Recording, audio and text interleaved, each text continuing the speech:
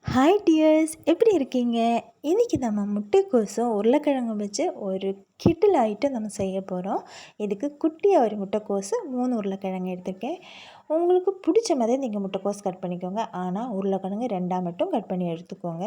இதையே நம்ம குக்கரில் போட்டு கொஞ்சமாக மஞ்சத்தூள், கொஞ்சமாக சால்ட்டு, கொஞ்சமாக தண்ணி, இது வேகறக்கு அளவில் எவ்வளோ தண்ணி வேணுமோ அவ்வளோ மட்டும் போதும்.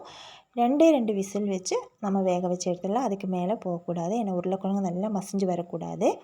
இப்போ வேறு கடாயில் ஒரு 3 டேபிள் ஸ்பூன் அளவுக்கு ஆயில் ஊற்றிட்டேன். பிரிஞ்சி இலை, பட்டை, ஒரு ஸ்டார் பூவு, நல்ல சீரகம் ஒரு 1/4 ஸ்பூன், 2 பெரிய வெங்காயம் குட்டி குட்டியாக கட் பண்ணி போட்டிருக்கேன். அது கூடவே கொஞ்சம் சால்ட்டு, இது வறண்டு வரக்கு தேவையான சால்ட்டு போட்டு நம்ம நல்லா வழட்டி விட்டுடலாம். கூடவே பெரிய அளவில் இருக்கிற ஒரு தக்காளி குட்டி குட்டியாக கட் பண்ணியிருக்கேன். இதையும் நம்ம வந்து மிக்ஸ் பண்ணி விட்டு நம்ம க்ளோஸ் பண்ணி 2 நிமிஷத்துக்கு வேக வச்சு எடுத்துடலாம். இந்த பாருங்கள், எல்லாம் நல்லா மசிஞ்சு வர மாதிரி அளவுக்கு வர டைமில் மசாலா சேர்த்திடலாம். 1/2 ஸ்பூன் அளவுக்கு வரமிளகாத்தூள், 1 ஸ்பூன் மல்லித்தூள், 1/4 ஸ்பூன் மஞ்சத்தூள், 1/4 ஸ்பூன் சீரகத்தூள் சேர்த்தி 1 ஸ்பூன் இஞ்சி பூண்டு நல்லா க்ரஷ் பண்ணி போட்டிருக்கேன். இப்போ இதையும் நம்ம நல்லா வழட்டி விட்டுடலாம். அந்த மசாலாவோட பச்சை வாசனை எல்லாம் மாறணும். அது நாங்கள் வழண்டிட்டு இருக்கட்டும். பாருங்கள், அதுக்குள்ளே நம்ம முட்டைக்கோசு உருளைக்கிழங்கெல்லாம் நல்லா வெந்து வந்துருச்சு.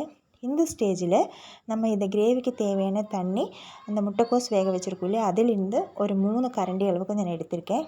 அதையும் போட்டு நல்லா மிக்ஸ் பண்ணி க்ளோஸ் பண்ணிக்கலாம். நம்ம அது பாட்டுன்னு நல்லா வெந்து வரட்டும். இப்போ பாருங்கள், இதான் நல்லா வெந்து வந்திருக்கு.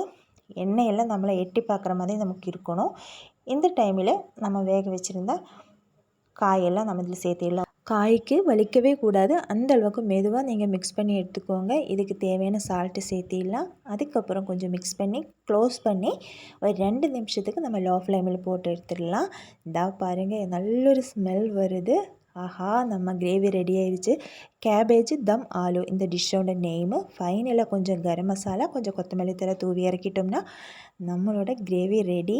இது நம்ம சப்பாத்தி, நான், பூரி, இட்லி, தோசை கூடையெல்லாம் சாப்பிட்றதுக்கு ரொம்பவே பர்ஃபெக்டாக இருக்கும். இந்த மாதிரி காம்பினேஷன் நீங்கள் செஞ்சு பார்த்தது இல்லைன்னா மஸ்ட்டாக ட்ரை பண்ணி பாருங்கள்.